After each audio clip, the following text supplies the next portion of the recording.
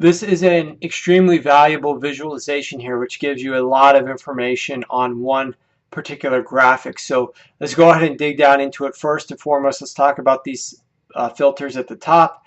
We already know we can select a particular offense. In this case, we're looking at San Diego. I'm looking at the running back, tight end, and wide receivers when they are targeting these players, passing.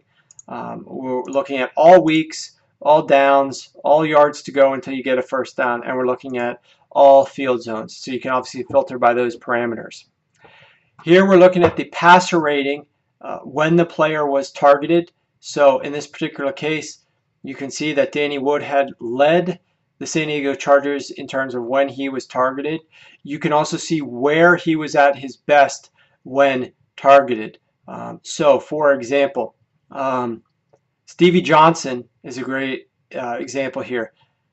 He had great rates when he was targeted to the short left, short right, deep left, or deep right. But forget about Stevie Johnson across the middle of the field. When he was targeted there, his performance was really bad. You can look here at the success rate of targets. So again, we're doing passer rating. Now we're looking at success rate. And here we're looking at the number of targets, the total volume of targets that the receiver had, and where he was targeted on the field. And now we're looking at the directional target share. So for example, when Phillip Rivers went short left with his pass, 22% of the time he was going to Danny Woodhead. Obviously applying these filters, which we're selecting all of them. So you can filter for, first down, who he was targeting and where, that type of thing. But Danny Woodhead, obviously a target ball hog for the San Diego Chargers last season. A lot of work out of the backfield catching passes for them.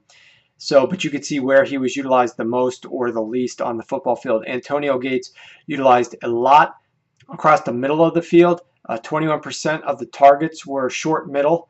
21% of the Chargers short middle targets went to Antonio Gates. And you could see he had 30 targets of the team's total.